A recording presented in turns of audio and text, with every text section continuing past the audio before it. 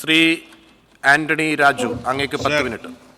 ഞാൻ ഈ ധനാഭ്യർത്ഥനയെ പിന്താങ്ങുകയാണ് സാർ. ആഭ്യന്തര വകുപ്പിൻ്റെ ഇന്നത്തെ ചർച്ചയിൽ ആഭ്യന്തര വകുപ്പിനെ കുറിച്ച് ഒന്നും പറയാനില്ലാതെ വിഷയദാരിദ്ര്യം മൂലം വല്ലാതെ ബുദ്ധിമുട്ടുന്ന പ്രതിപക്ഷത്തോട് സഹതാപം തോന്നുകയാണ് സാർ.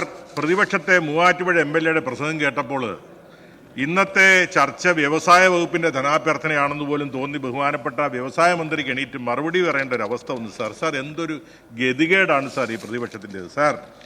ഇച്ഛാശക്തിയോടുള്ള ഒരു സർക്കാരിൻ്റെ ഇടപെടൽ കൊണ്ട് മികച്ച ക്രമസമാധാനം പുലർത്തുന്ന സംസ്ഥാനമായി കേരളം മാറിയിരിക്കുകയാണ് സാർ. വർഗീയ കലാപങ്ങളില്ലാത്ത 9 വർഷക്കാലം, പോലീസിൻ്റെ വെടിവയ്പ്പിൽ ഒരാൾ പോലും കൊല്ലപ്പെടാത്ത 9 വർഷക്കാലം സാർ. ഇത് വെറുതെ യാഥാർത്ഥ്യമായതല്ല സാർ. സംസ്ഥാനത്തിൻ്റെ സ്വൈരജീവൻ തകർക്കാൻ ശ്രമിക്കുന്ന മത തീവ്രവാദ പ്രവർത്തനങ്ങളെക്കുറിച്ചുള്ള വിവരങ്ങൾ സമയബന്ധിതമായി ശേഖരിക്കുവാനും അതുവഴി സമയോചിതമായി മുന്നറിയിപ്പുകൾ നൽകുന്നതിനും വർഗീയ സ്വഭാവമുള്ള പ്രവർത്തനങ്ങളെ മുളയിലെ നുള്ളി സാമുദായിക ഐക്യം സംരക്ഷിക്കുന്നതിനും ഫലപ്രദമായി പ്രവർത്തിക്കാൻ കഴിയുന്ന ഒരു സർക്കാർ മുഖ്യമന്ത്രി പിണറായി വിജയൻ നേതൃത്വത്തിൽ കേരളം ഭരിക്കുന്നതുകൊണ്ട് മാത്രമാണ് സാർ ഇത് യാഥാർത്ഥ്യമാകുന്നത് സാർ. മത തീവ്രവാദവും സൈബർ കുറ്റകൃത്യങ്ങളും സംഘടിത കുറ്റകൃത്യങ്ങൾ തുടങ്ങിയ ക്രിമിനൽ പ്രവർത്തനങ്ങളിൽ ഏർപ്പെടുന്നവരെ അവരുടെ ആശയവിനിമയങ്ങളെയും പ്രവർത്തനങ്ങളെയും നിരീക്ഷിക്കുന്നതിനും ഡിജിറ്റൽ ഡാറ്റ നിരീക്ഷിക്കുന്നതിനും വിശകലനം ചെയ്യുന്നതിനുമായി ടെക്നിക്കൽ ഇന്റലിജൻസ് യൂണിറ്റ് രൂപീകരിച്ചുകൊണ്ട് ഇന്ത്യക്ക് മാതൃകലിയ സംസ്ഥാനമാണ് സാർ കേരളം സാർ. കുറ്റകൃത്യങ്ങളെ ഫലപ്രദമായി തടയുന്ന പ്രിവെൻഷൻ ഓഫ് ക്രൈംസ് ഫലപ്രദമായി നടക്കുന്ന ഒരു സംസ്ഥാനമായി കേരളം മാറി സാർ. അതിനൊന്നും ഒരുപക്ഷെ കേരളത്തിലെ പോലീസിന് അഭിനന്ദനം കിട്ടിയെന്ന് വരില്ല സാർ, വാർത്തകളും കിട്ടിയെന്ന് വരില്ല സാർ. പക്ഷേ അതല്ല സാർ യാഥാർത്ഥ്യം സാർ. ലോകമെമ്പാടും സൈബർ കുറ്റകൃത്യങ്ങൾ വർദ്ധിച്ചു വരുന്ന ഒരു കാലഘട്ടത്തിലാണ് നാം ജീവിക്കുന്നത് സാർ. ഇതിനെ ഫലപ്രദമായി നേരിടുന്നതിന് കേരളത്തിലെ എല്ലാ പോലീസ് ജില്ലകളിലും സൈബർ ക്രൈം പോലീസ് സ്റ്റേഷനുകൾ ആരംഭിച്ചത് സാർ ഈ സർക്കാരിൻ്റെ കാലഘട്ടത്തിലാണ് സാർ. സാർ, ഇന്ത്യയിലെ പല സംസ്ഥാനങ്ങളിലും കൊടും കുറ്റകൃത്യങ്ങൾ നടത്തിയ എത്രയോ പ്രതികളെയാണ് സാർ കേരള പോലീസ് അവരുടെ താവളങ്ങളിൽ പോയി പിടികൂടിയെന്നുള്ളത് ആർക്കെങ്കിലും നിഷേധിക്കാൻ കഴിയുമോ സാർ? സാർ, ഹൈദരാബാദിലെ മയക്കുമരുന്ന് നിർമ്മാണ കേന്ദ്രങ്ങൾ കണ്ടെത്തി ആ പോലീസിന്റെ പേര് കേരള പോലീസാണ് സാർ. അതിന് നേതൃത്വം കൊടുക്കുന്ന മുഖ്യമന്ത്രിയുടെ പേര് പിണറായി വിജയൻ എന്നാണ് സാർ. സാർ, അന്തർ സംസ്ഥാന ലഹരി കടത്ത് തലവനെ ഒഡീഷയിൽ നിന്ന് തൂക്കിയെടുത്ത് കൊണ്ടുവന്നത് സാർ കേരള പോലീസാണ് സാർ. സാർ, ഹരിയാനയിലെ നൂഹ് ജില്ല താവളമാക്കി ഇന്ത്യയിലാകെ ATM കൊള്ള നടത്തുന്ന പ്രൊഫഷണൽ ATM കൊള്ള സംഘത്തെ തുറുങ്കിലടച്ച പോലീസിന്റെ പേര് കേരള പോലീസാണ് സാർ. സാർ, ചെറുവണ്ണൂർ ജുവലറി കവർച്ചാ കേസ് പ്രതികളെ നേപ്പാൾ അതിർത്തിയിൽ നിന്ന് സാഹസികമായി അറസ്റ്റ് ചെയ്ത പോലീസിന്റെ പേര് കേരള പോലീസാണ് സാർ. സാർ, സൈബർ തട്ടിപ്പിലൂടെ 4 കോടി അപഹരിച്ച പ്രതികളെ രാജസ്ഥാനിൽ നിന്ന് തൂക്കിക്കൊണ്ടുവന്ന പോലീസിന്റെ പേര് കേരള പോലീസാണ് സാർ. സാർ, വിർച്വൽ അറസ്റ്റ് തട്ടിപ്പിന്റെ മുഖ്യപ്രതിയെ ബംഗാളിൽ നിന്ന് റാഞ്ചിയെടുത്ത് കൊണ്ടുവന്ന പോലീസിന്റെ പേര് കേരള പോലീസാണ് സാർ. സാർ, ആലപ്പുഴ എറണാകുളം ജില്ലയിൽ ഭീതി പടർത്തിയ കുർവ സംഘത്തെ മണിക്കൂറുകൾക്കുള്ളിൽ കസ്റ്റഡിയിലെടുത്ത പോലീസിന്റെ പേര് കേരള പോലീസാണ് സാർ. സാർ, അങ്ങനെ എണ്ണി പറഞ്ഞാൽ ഇന്ത്യക്ക് ആകെ അഭിമാനകരമായ എത്രയോ നേട്ടങ്ങളാണ് സാർ കേരള പോലീസിന്റെ തൊപ്പിയിൽ അണിയാനുള്ളത് നമുക്കറിയാം സാർ. സാർ വിൻസെന്റിന് ഇപ്പോൾ അസഹിഷ്ണുത കാരണം സാർ വിൻസെന്റ് ഇത് മാറ്റി പറയും സാർ. ഇപ്പോൾ പ്രതിപക്ഷത്തിന് ബഹുമാനപ്പെട്ട മുഖ്യമന്ത്രിയെ അഭിനന്ദിക്കാൻ ബുദ്ധിമുട്ടുണ്ടാകും സാർ. സാർ, നാളെ ഇതിൽ പശ്ചാത്തപിച്ച് നിങ്ങൾ തന്നെ തിരുത്തി പറയുന്നതായിട്ട് ഒരു സംശയമില്ല സാർ.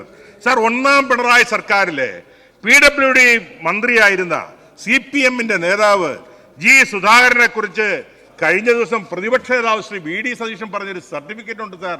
അദ്ദേഹം കൊടുത്തൊരു സർട്ടിഫിക്കറ്റ് എന്താ അറിയോ?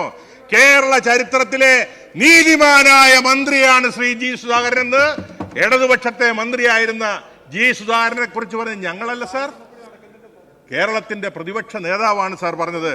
സാർ, ഭരണത്തിലിരുന്നപ്പോൾ അന്നത്തെ പ്രതിപക്ഷ നേതാവ് ശ്രീ രമേശ് ചെന്നിത്തല എന്താണ് ശ്രീ G സുധാകരനെ കുറിച്ചുവെന്ന് ഞാൻ ഈ സഭയിൽ പറയുവാൻ ആഗ്രഹിക്കുന്നില്ല സാർ.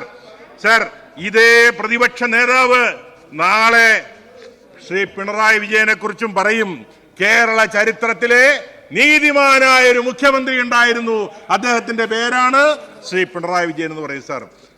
G സുധാകരനെ കോൺഗ്രസുകാർ ക്ഷണിച്ചത് CPM-ൽ എന്തെങ്കിലും കുത്തിത്തിരിപ്പുണ്ടാക്കാമെന്നുള്ള ധാരണയോടെ ക്ഷണിച്ചുകൊണ്ട് പോയി സാർ. പക്ഷെ സാർ, KPCCയുടെ വേദിയിൽ നിങ്ങളൊരുക്കിയ മൈക്കിലൂടെ നിങ്ങളെ സാക്ഷിയാക്കിക്കൊണ്ട് നിങ്ങളുടെ ഗോതയിൽ വെച്ച് കോൺഗ്രസിന്റെ നിങ്ങളുടെ നേതാവായ കോൺഗ്രസിന്റെ വർക്കിംഗ് മെമ്പറിനെ കുറിച്ച് എടുത്തിട്ട് അലക്കിയത് കേട്ട് നിങ്ങളൊക്കെ കൈയടിച്ചില്ലേ സാർ? സാർ, ഊതി വീർപ്പിച്ച ബലൂണാണെന്ന് പറഞ്ഞവരൊക്കെ ഊറി ചിരിക്കുന്നത് കേരളം കണ്ടില്ലേ സാർ? സാർ, എന്തിനും ഏതിനും പോലീസിനെ കുറ്റപ്പെടുന്ന പ്രതിപക്ഷം ഇനിയെങ്കിലും തിരുത്താൻ തയ്യാറാകണം സാർ. അല്ലെങ്കിൽ സാർ, നിങ്ങളുടെ ഗതി പരിതാപകരമായിരിക്കും സാർ. സാർ, കഴിഞ്ഞ ദിവസം ലീഗിന്റെ പ്രതിനിധി കഴിഞ്ഞ ദിവസത്തെ ചർച്ചയിൽ ലീഗിന്റെ പ്രതിനിധി AK അഷ്റഫ് പറഞ്ഞു, PC ജോർജിന് ജാമ്യവ്യവസ്ഥ ലംഘിച്ചതിന് കുറ്റവും കേരള പോലീസിന് ചാർത്തിക്കൊടുത്തു സാർ. സാർ, ഞാൻ ചോദിക്കട്ടെ സാർ, PC ജോർജിന് ജാമ്യം ലംഘിച്ചതിന് പോലീസിനെ അറസ്റ്റ് ചെയ്യുന്നില്ല എന്നാണ് അദ്ദേഹം പറഞ്ഞത് സാർ. സാർ, കോടതിയല്ലേ സാർ ജാമ്യം കൊടുക്കുന്നത്? PC ജോർജിന് ജാമ്യം കൊടുത്താരാ? കേരള പോലീസാണോ? ജാമ്യവ്യവസ്ഥ ലംഘിച്ചാൽ കോടതിക്ക് മാത്രമല്ല സാർ അതിനെതിരെ നടപടിയെടുക്കാൻ കഴിയുകയുള്ളൂ സാർ. സാർ, എന്തിനും ഏതിനും കേരള പോലീസിന്റെ ഭരണപക്ഷത്തിന്റെ ആഭ്യന്തര വകുപ്പിന്റെ മേൽ കുതിര കയറുന്ന നിങ്ങളുടെ ഇരട്ടത്താപ്പിന്റെ ഒരു ഉദാഹരണം ഞാനിവിടെ ചൂണ്ടിക്കാണിച്ചു സാർ. സാർ, മുൻപൊരിക്കൽ ഇതേ PC ജോർജിനെ വീട്ടിൽ നിന്ന് കേരള പോലീസ് അറസ്റ്റ് ചെയ്തപ്പോൾ KPCCയുടെ തലപ്പത്തിരിക്കുന്ന നിങ്ങളുടെ നേതാവ് പറഞ്ഞതെന്താ? ഒരു മുൻ ജനപ്രതിനിധിയെ വീട്ടിൽ കയറി അറസ്റ്റ് ചെയ്തത് ശരിയായില്ല. ഇതും പറഞ്ഞത് നിങ്ങളല്ലേ സാർ? സാർ, ഇപ്പോൾ ലീഗ് ചോദിക്കുന്നു എന്ത് അറസ്റ്റ് ചെയ്യുന്നില്ല എന്ന്. സാർ, UDFന്റെ ഈ ഇരട്ടത്താപ്പ് അവസാനിപ്പിക്കണം സാർ. സാർ, നിങ്ങളുടെ ഇരട്ടത്താപ്പിന്റെ എത്രയോ ഉദാഹരണങ്ങൾ ചൂണ്ടിക്കാണിക്കാൻ കഴിയും സാർ. സാർ, കേന്ദ്ര ധനമന്ത്രി കേരള മുഖ്യമന്ത്രിയെ കേരള ഹൗസിൽ വന്ന് കണ്ടതിനെ പോലും വിമർശിച്ച നിങ്ങള്, അതിന് മൂർദാബാദ് വിളിച്ച നിങ്ങള്, മണിക്കൂറുകൾ കഴിഞ്ഞപ്പോഴല്ലേ സാർ UDFിലെ MP-മാർ കേന്ദ്ര ധനമന്ത്രിയുടെ വീട്ടിലെ വരാന്തയിൽ പോയി കണ്ടപ്പോൾ നിങ്ങൾ സിന്ദാബാദ് വിളിച്ചത് സാർ? നിങ്ങളിട്ടാൽ ബർമുഡ, ഞങ്ങളിട്ടാൽ വള്ളിക്കളിസം. ഈ നിലപാട് മാറ്റണം സാർ. നിങ്ങൾ യാഥാർത്ഥ്യത്തെ യാഥാർത്ഥ്യമായി കാണാൻ കഴിയണം. കേരള മുഖ്യമന്ത്രിയെ കേരള ഹൗസിൽ വന്ന് കേന്ദ്ര ധനമന്ത്രി കണ്ടതിനെ അഭിനന്ദിക്കുകയല്ലേ വേണ്ട സാർ? നിങ്ങളെ ഒരു മുഖ്യമന്ത്രി, UDFന്റെ ഏതെങ്കിലും മുഖ്യമന്ത്രിയെ ഇതുപോലെ വന്ന് കണ്ടിട്ടുണ്ടോ? അതാണ് പിണറായി വിജയൻ. നിങ്ങൾ കണ്ടു പഠിക്കണം. അതിന് നിങ്ങൾ വിഷമിച്ചിട്ട് കാര്യമില്ല. കേന്ദ്ര ധനമന്ത്രിയെ കാണുന്നത് സംഘി ഇങ്ങനെയൊക്കെ പറയാമോ? എന്ത്? ഞാൻ ചോദിക്കട്ടെ, കർണാടക മുഖ്യമന്ത്രി കേന്ദ്രത്തിൽ പോയി BJPയുടെ കേന്ദ്ര മന്ത്രിമാരെ കാണുന്നവ ഏത് സംഖ്യ എന്ന് പറയാൻ മേലേ സാർ? ഇങ്ങനെ അവസരവാദമായി വർത്തമാനം പറയുന്നത് അവസാനിപ്പിച്ചില്ല എങ്കിൽ സാർ ജനം തിരിച്ചടിക്കും സാർ.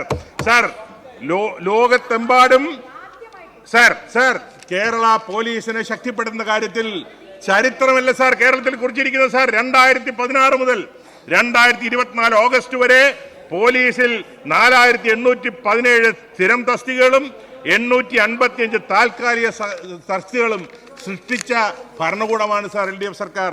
സാർ, 2016 ജൂൺ മുതൽ 2024 ജൂൺ വരെ PSC മുഖേന പോലീസ് വകുപ്പിൽ 20,014 നിയമനങ്ങളാണ് സാർ കേരളത്തിൽ നടത്തിയത്.